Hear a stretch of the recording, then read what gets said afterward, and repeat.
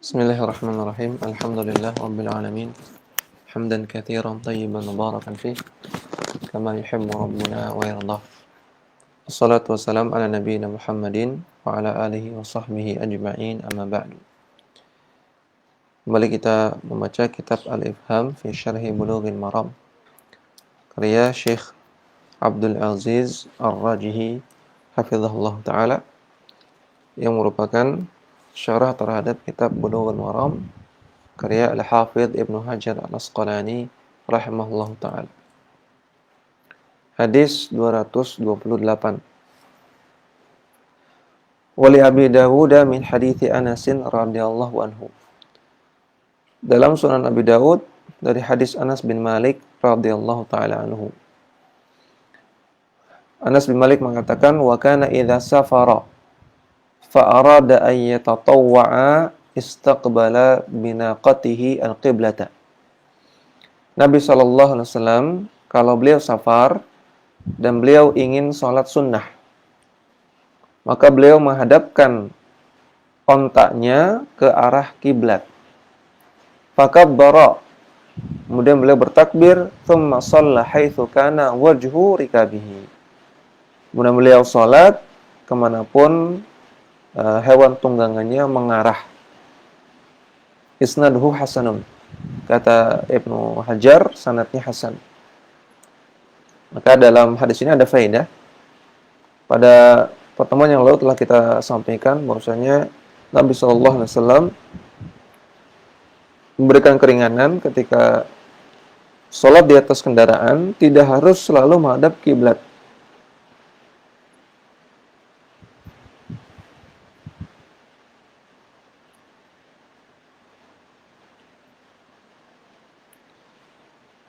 Ya, yusalli ala rahilatihi haitsu tawajjahat.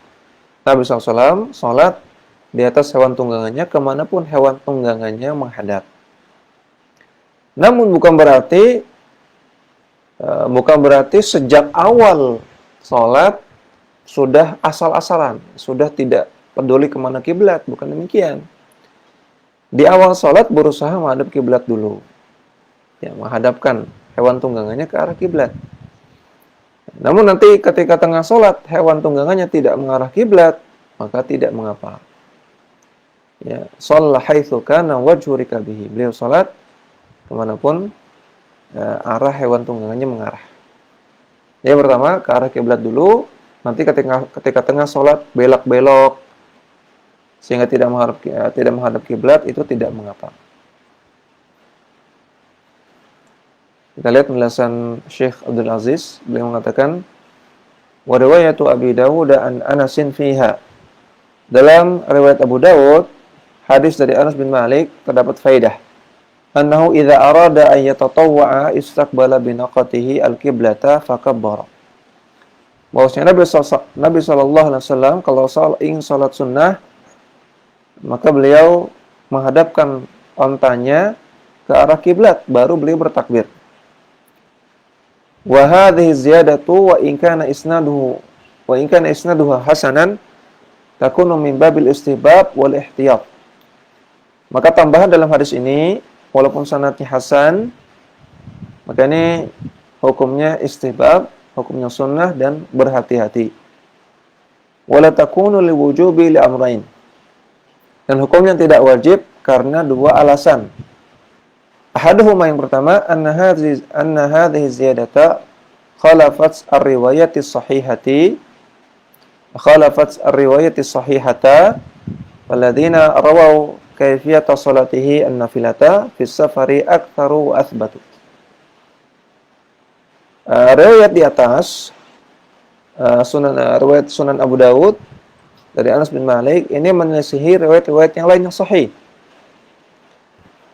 Dan hadis-hadis lain yang sahih, yang lebih sahih dari hadis di atas, menyebutkan tentang tata cara salat Nabi yang merupakan salat sunnah ketika safar, yang Nabi tidak mempersyaratkan menghadap ke kiblat dulu. Itu lebih aktsar wa athbat, lebih banyak dan lebih sahih. Hadis di atas derajatnya hasan saja. Sedangkan hadis-hadis yang lain yang menyebutkan bahwasanya tidak harus menghadap kiblat dulu itu hadisnya sahih. Sahih lebih tinggi daripada hasan. Atsani, alasannya kedua, anna ashaba Anasin al-Hufadhu lam yarwuha anhu. Murid-muridnya Anas bin Malik yang merupakan para hufadz, para penghafal hadis yang besar. Para ulama penghafal hadis yang besar-besar. Tidak meriwayatkan hadis ini dari Anas bin Malik. Yang hafalannya lebih kuat, lebih besar, lebih hebat, tidak meriwayatkan hadis ini dari Anas bin Malik. Fatakunu hadhihi ziyadatu min mukhalafati thiqati liman huwa awthaqu minhu wa athbatu. Maka hadis ini, hadis di atas merupakan atau termasuk bab az-ziyadah min mukhalafati thiqah. Tambahan hadis yang bertentangan dengan riwayat-riwayatnya yang lain yang lebih thiqah, yang lebih thiqah. Tambahan hadis, ini tambahan yang bertentangan dengan hadis-hadis yang lain yang lebih thiqah. Wa takunu min babil istihbabi wal ihtiyat. Maka menjadikan hadis ini sekedar istihbab, sekedar penganjuran dan berhati-hati, tidak wajib. Karena dia hadis-hadis yang lain, contohnya tadi hadis dari Anas bin Malik juga, atau hadis dari Amir bin Rabi'ah. Ra'aitu Rasulullah sallallahu alaihi wasallam yusalli ala rahilatihi haitsu tawajjahat bihi. Nabi salat di atas kendaraannya kemanapun kendaraannya menghadap. Beliau tidak disebutkan di sini beliau menghadapkan kendaraannya ke arah kiblat.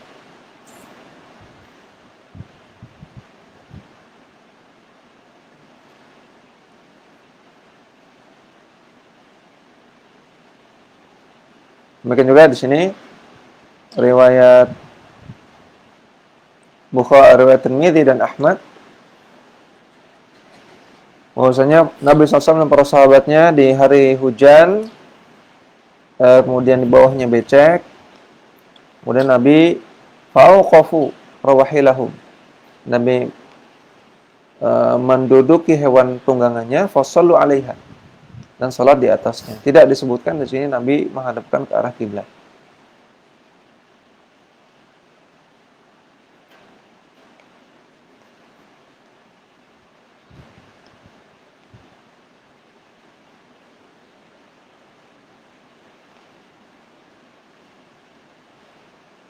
Ya, ini lebih banyak hadis-hadisnya yang bertentangan dengan hadis Anas bin Malik, riwayat Abu Dawud di atas.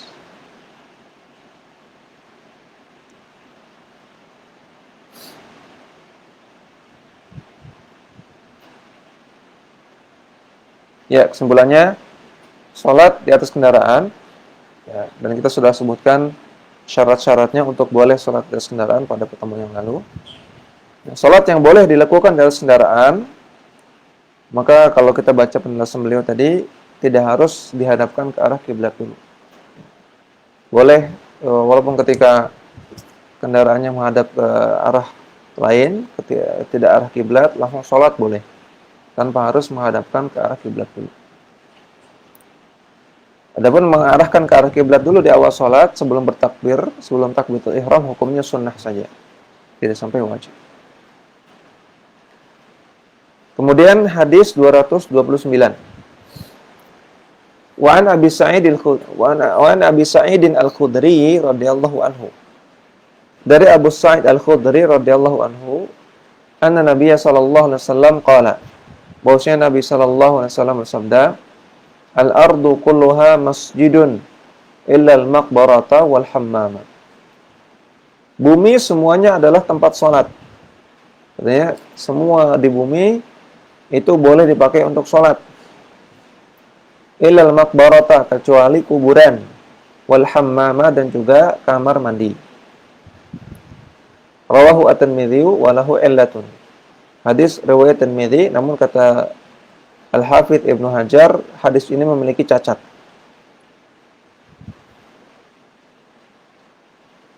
Syekh Abdul Aziz Ar-Rajihi mengatakan, "Hadzal haditsu illatuhu allati asyara ilaiha al-hafidzu." Hadis ini memiliki illah yang diisyaratkan oleh beliau Al-Hafidz Ibnu Hajar, hiya annahu jaa mursalan, yaitu bahwasanya sebagian riwayat hadis ini sanadnya mursal. Artinya seorang tabi'in mengatakan Nabi bersabda. Itu hadis mursal, tidak ada sahabatnya. Ghairu mausulin, tidak bersambung. Ada keterputusan di bagian sahabat Nabi. Kama rajjaha Tirmidzi al-irsala ba'da an akhraja hadzal hadits. Sebagaimana ini dikuatkan oleh At-Tirmidzi, bahwasanya At-Tirmidzi menyatakan hadis ini mursal setelah beliau meriwayatkan hadis ini dalam Sunan Tirmidzi.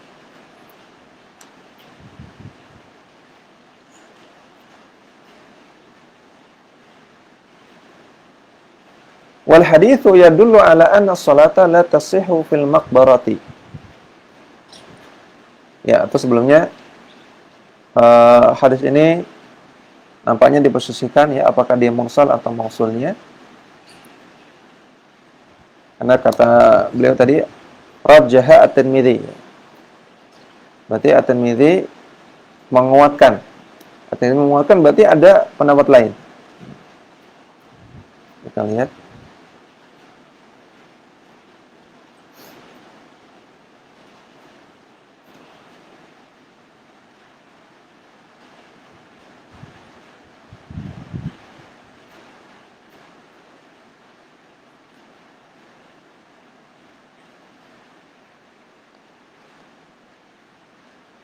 At-Tirmidzi ya mengatakan mursal. Ibnu Hibban mensahihkan. Ad-Darqutni mengatakan mursal. Al-Baihaqi mengatakan mursal. Ibnu al-Arabi mendhaifkan. Ibnu Jauzi mengatakan mutarib.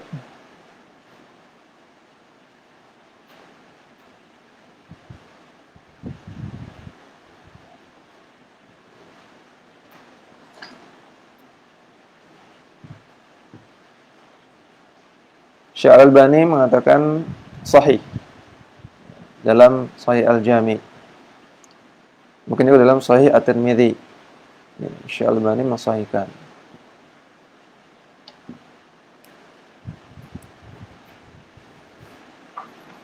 Ibnu Taimiyah menghasankan, atau bahkan dalam tempat yang lain mensahihkan.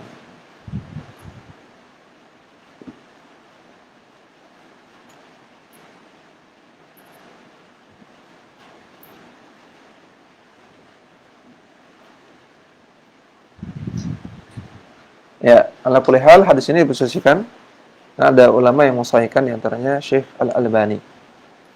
Dan juga di sini Syekh Abdul Aziz Ar-Rajihi tidak membahas kelanjutannya. Nampaknya beliau juga mensahihkan. Karena beliau langsung mengambil istimbat dari hadis ini, berarti kan hadisnya bisa diterima. Haditsu yadullu ala anna sholata la tasihhu fil maqbarati. Hadis ini menunjukkan bahwasanya salat tidak sah di kuburan. Salat di kuburan enggak sah.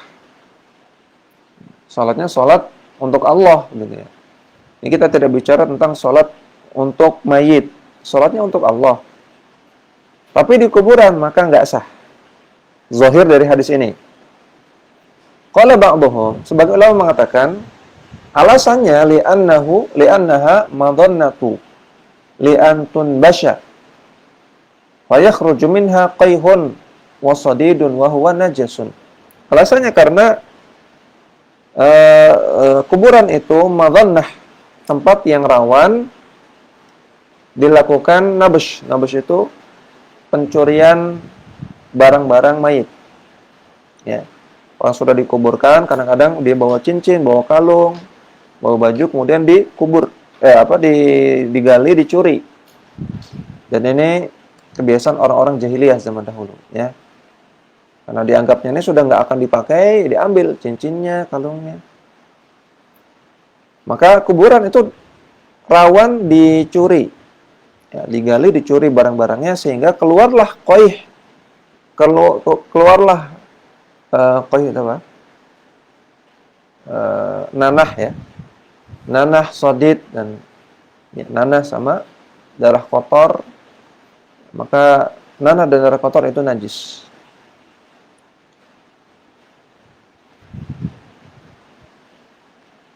Waswabu annal man'a li najasati syirki. Namun yang tepat kata Syekh Ar-Rajihi di sini, yang benar dilarangnya sholat di kuburan karena dia khawatirkan terkena najisnya kesyirikan. Artinya terkena kesyirikan. Dilarangnya karena khawatir terjadi kesyirikan. Jadi sebagian ulama mengatakan, kenapa nggak boleh sholat di kuburan? Karena khawatir kena najis. Najis apa? Najis dari darah, dari nanah mayit yang keluar gara-gara adanya nabsh, adanya penggalian kuburan oleh pencuri. Namun kata beliau yang lebih tepat, dilarang sholat di kuburan karena khawatir terjadi kesyirikan, karena khawatir orang nyembah kuburan.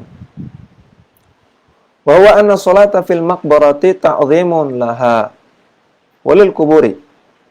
Karena sholat di sana, sholat di kuburan, ini berarti mengagungkan kuburan. Kenapa kok masjid ada, ya, rumah bisa buat sholat, kok milihnya di kuburan? Nah, berarti kan ada sesuatu di sana. Berarti dia meyakini sesuatu terhadap kuburan ini. Jadi itu dia mengagungkan kuburan ini. Ta'zimun laha walil kubur. Dia mengagungkan daerah pemakaman ini atau kepada kuburan tertentu. Wa huwa min wasailis syirki. Dan ini merupakan sarana kesyirikan. Menganggap suatu kuburan itu agung, kita belum bicara orang yang nyembah mayit di kuburan, belum. Tapi sekedar menganggap suatu kuburan ini agung. Ya. Kuburan ini istimewa. Maka ini termasuk wasilah kesyirikan, sarana kesyirikan. Wa yadullu ala anna kubural anbiya'i laysat najisatun. Li'anna Allah harrama 'alal ardi an ta'kula ajsadal anbiya'. Dan hadis ini juga menunjukkan bahwasanya kuburan para nabi tidak najis karena Allah Subhanahu wa taala mengharamkan bumi untuk memakan jasad para nabi. Wa ma'adzalika naha 'anis sholati indaha. Namun tetap saja Nabi melarang untuk sholat di sana. Nah, jadi ini untuk membantah pendapat pertama bahwasanya dilarang sholat di kuburan karena takut terjadi nabsh, kemudian muncul najis. Buktinya kuburan para nabi pun nggak boleh sholat di sana, padahal kuburan para nabi tidak ada najisnya, ya. Karena tidak ada nanahnya, tidak ada darahnya.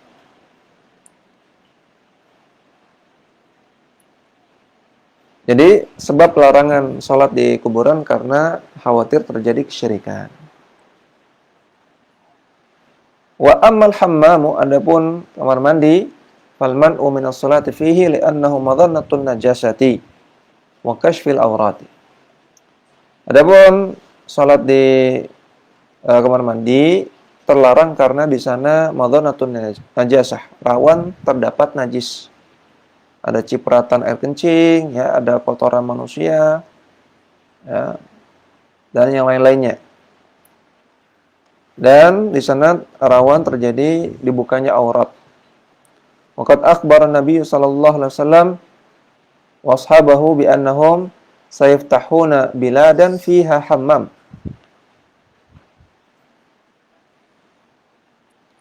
Dan Nabi SAW mengabarkan dan Nabi SAW mengabarkan kepada para sahabatnya bahwasanya mereka akan menguasai negeri-negeri yang di sana banyak kamar mandinya. Fafataha as-sahabatu wa wajadu al-hammama fi biladi Syam. Maka ternyata benar para sahabat menguasai, mengekspansi daerah kekuasaan kaum muslimin, di antaranya negeri Syam. Dan mereka mendapati di sana ada banyak kamar mandi. Lirrijali wan nisa, untuk laki-laki dan perempuan. Maka hadza min a'lamin nubuwati. Maka ini termasuk tanda kenabian beliau. Tanda kenabian Rasulullah SAW. Beliau dikabarkan oleh Allah perkara-perkara yang terjadi di masa depan. Wali anal hammama ma'wan lisyaitani. Dan juga kenapa terlarang sholat di sana? Karena kamar mandi adalah tempatnya setan. Tempat tinggalnya setan. Fayakfi jidarul hammami awil maqbarati ha'ilan liyusalli wara'ahu. Dan cukuplah tembok dinding kamar mandi atau tembok dari kuburan sebagai penghalang sehingga kita bisa sholat di belakangnya. Ya. Jadi selama tidak di daerah kuburan, selama tidak di daerah kamar mandi, terpisah oleh tembok sudah cukup. Wa yutamalu alla yakuna kafiyan li'anna jidaral maqbarati wal hammama minhu. Dan bisa jadi juga, ini pendapat yang lain, bahwasanya sekedar tembok tidak cukup. Karena tembok kamar mandi dan tembok kuburan bagian dari kamar mandi dan kuburan. Sehingga harus ada hal lain. Nah, para ulama mensyaratkan harus ada jalan. Ya, tidak langsung menghadap ke tembok kuburan, namun harus ada jalan.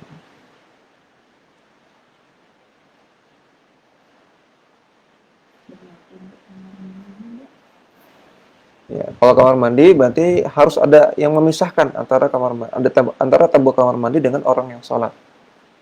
Ya, apakah itu sutroh, ya, apakah itu lorong, apakah itu meja, ya, pokoknya ada pemisah. Karena kalau langsung menghadap tembok kamar mandi berarti ini dekat-dekat dengan daerah perbatasan. Daerah perbatasan kamar mandi. Tembok kamar mandi kan masih bagian dari kamar mandi.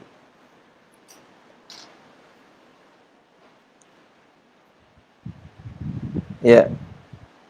Kemudian hadis selanjutnya, hadis 230. Wa an Ibnu Umar radhiyallahu anhuma anna Nabiy sallallahu alaihi wasallam naha ay yusalliya fi sab'i mawatin. Dari Ibnu Umar radhiyallahu ta'ala anhuma bahwasanya Nabi sallallahu alaihi wasallam melarang untuk salat di 7 tempat. Yang pertama al-mazbalati.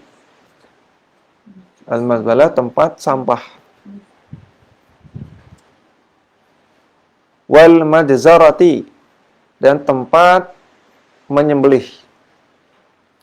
Ya, tempat menyembelih hewan. Ya. Wal maqbarati, kuburan. Wal qari'ati, wa qari'ati tariqi, wa qari'ati tariqi. Coba di sini penjelasannya qari'ah.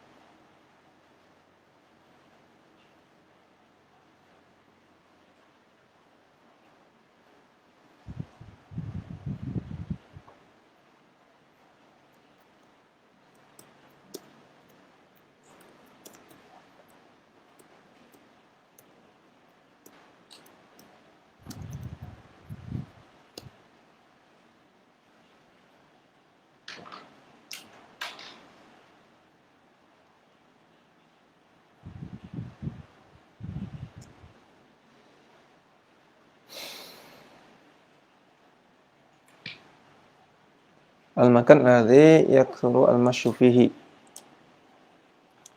Tempat yang sering dilewati.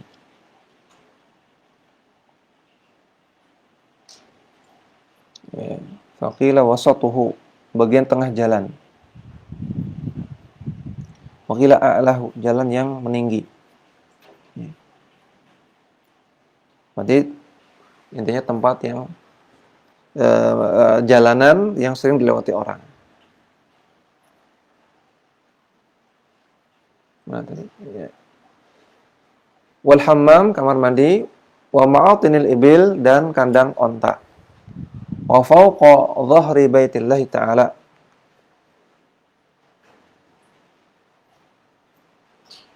dan di atas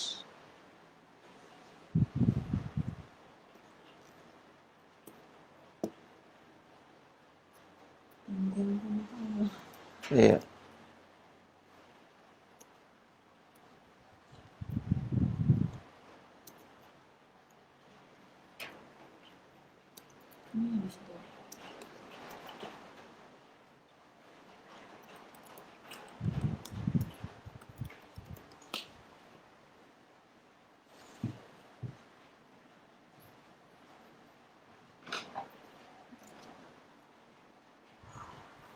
Ya, di atas Ka'bah. Ya. Dan di atas Ka'bah. Baitullah sini Ka'bah, di atas Ka'bah.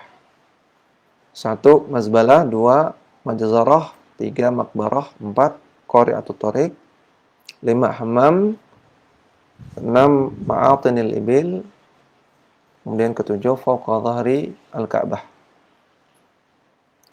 Rawahu at-Tirmidzi wa dha'afahu. Hadis riwayat Tirmidzi namun didhaifkan oleh at-Tirmidzi. Syekh Abdul Aziz mengatakan, hadzal haditsu dha'ifun la taqum bihi hujjatun. Hadis ini dhaif, tidak bisa menjadi hujjah. Lakinna hadhihi as-sab'u yunzaru fiha wa yuhkamu 'alaiha bihasabil adillatil ukhra. Namun 7 poin yang disebutkan dalam hadis ini perlu ditinjau lagi dan kita hukumi berdasarkan hadis-hadis yang lain. Wal mazbalatu wal majzaratu li'annaha mahallun najasati. Mazbalah dan majzarah enggak boleh sholat di sana karena itu adalah tempat yang banyak najisnya. Minal fadallati. Itu karena adanya yang dibuang. Ya. Mazbalah tempat sampah. Ya, tentunya yang dibuang itu sampah. Majzarah tempat penyembelihan, yang dibuang ya bagian-bagian dari hewan. Ya, kadang jerawannya ya. Kadang darahnya ya. Kemudian kotorannya. Wan najasatu fil mazbalati wan najasatu fil mazbalati wad dima'u fil majzarati. Nah, di sini. Kalau di tempat sampah yang dibuang itu najis. Kalau di majzarah yang dibuang itu darah. Wal maqbaru kama sawaqa fil hadits sabiqi wasilatun lisyirki. Sedangkan kuburan sebagaimana di hadis sebelumnya dilarang salat di sana, di kuburan, karena menjadi sarana kepada kesyirikan. Wal hammamu sabaqa, sedangkan kamar mandi sudah dibahas. Wa qari'atut tariqi tumna'u as-salatu fiha li'annaha madannatun lin najasati. Qari'atut tariq tadi bagian tengah jalan yang banyak dilewati orang-orang, dilarang salat di sana karena itu adalah tempat yang rawan banyak najis. Lakin law ihtaja ilaiha bi an daqal masjidu li'annahu yusalli bima jawarahu. Namun kalau memang ada kebutuhan untuk sholat di jalan, seperti contohnya kalau masjidnya sempit sehingga butuh untuk sholat di samping masjid, ya, dan samping masjidnya jalan, fa in farasha syai'an ihtiyatan fahasanun. Namun kalau dipercikan air di sana sebelum sholat sebagai kehati-hatian itu baik, itu bagus. Jadi asalnya jangan sholat di tengah jalan yang dilewati orang-orang, karena orang-orang ya sandalnya itu banyak membawa najis ya, atau orang kadang buang najis di jalan, kadang buang darah, kadang buang ingus ya, kadang buang dahak, kadang buang nanah. Kita nggak tahu ya. Intinya itu madhannah, dimungkinkan ada najis. Asalnya jangan sholat di sana. Namun kalau memang ada kebutuhan, dan kita lihat tempatnya beres, tidak ada sesuatu di sana, tidak ada najis secara zahir, maka lebih utama kalau dipercikan air dulu sebagai kehati-hatian. Amma dhahru baitillahi fatajuzu as-salatu alaihi li'adamid dalilil mani'i. Adapun di atas Ka'bah, maka salat di sana boleh karena tidak ada dalil yang melarangnya. Karena hadis di atas dhaif. Lianna al-maqsuda istiqbalu hawa'il ka'bati la al-bayyinati la al-bunyati. Karena yang dimaksud kalau andaikan seseorang sholat di Ka'bah, nih andaikan ya, tentunya hampir nggak mungkin ya untuk sengaja sholat di Ka'bah, kan harus pakai tangga gitu ya. Namun andaikan terjadi ada orang sholat di Ka'bah, maka maksud dia adalah menghadap ke bagian hawa, bagian atasnya Ka'bah, ya. Bukan menghadap ke bangunannya.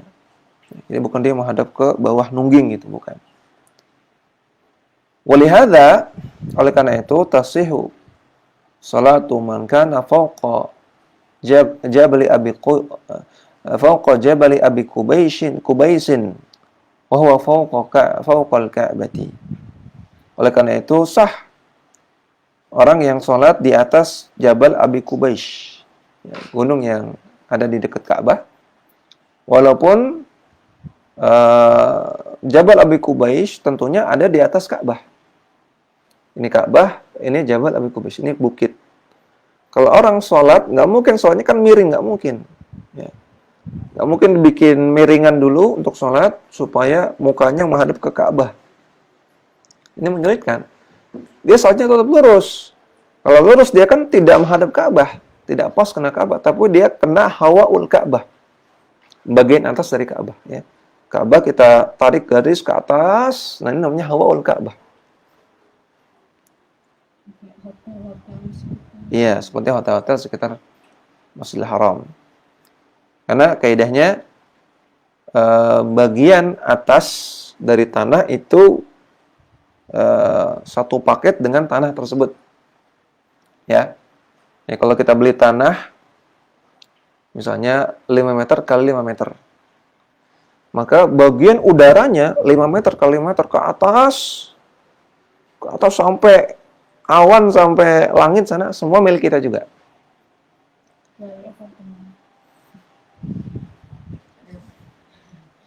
Kalau apartemen itu hak guna bangunan, ya. Tidak dikasih hak milik tanahnya, ya.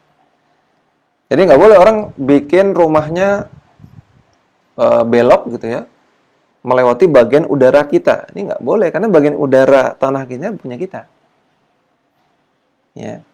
Demikian juga Ka'bah, hawaul Ka'bah, bagian atas Ka'bah ini bagian dari Ka'bah juga. Walihada, tadi sudah ya. Wa huwa fawqal Ka'bah, sudah. Wa kadzalika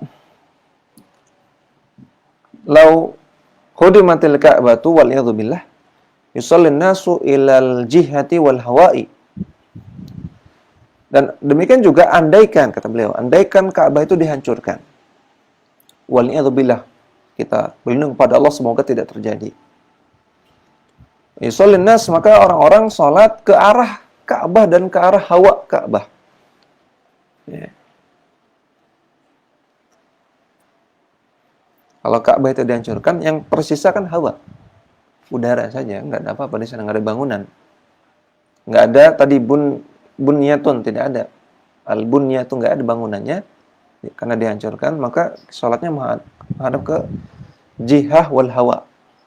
Arah Ka'bah dan udara dari bangunan Ka'bah itu. Kadzalika sholatu fi jawfil Ka'bati sahihatun. Demikian juga sholat di tengah Ka'bah itu sah. Kalau sholat di tengah Ka'bah boleh menghadap ke arah mana saja. Wa man'ul fuqaha'i min sholatil faridati fiha la dalil alaihi. Pelarangan sebagian ulama untuk sholat wajib di sana tidak ada dalilnya. Ya, karena yang ada hadisnya memang Nabi pernah sholat sunnah di dalam Ka'bah. Sehingga sebagian fuqaha mengatakan, oh kalau sholat wajib nggak boleh, karena yang ada adalah sholat sunnah. Namun kata beliau, pelarangan sholat wajib di dalam Ka'bah tidak ada dalilnya. Kemudian, wa ma'atinul ibili ja'an nahyu 'anis sholati fiha. Sedangkan kandang onta terdapat larangan untuk sholat di sana. Li'annaha ma'wan lisyayatin, karena itu adalah tempatnya setan. Wa qala sallu fi marabidil ghanami, dan waqala, dan Nabi mengatakan, sholatlah di kandang-kandang kambing.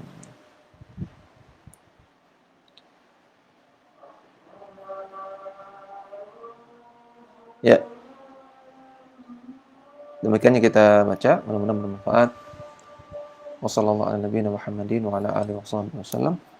Wa akhiru da'wana alhamdulillahi rabbil alamin. Subhanakallahumma wa bihamdika asyhadu an la ilaha illa anta astaghfiruka wa atubu ilaik. Assalamualaikum warahmatullahi wabarakatuh.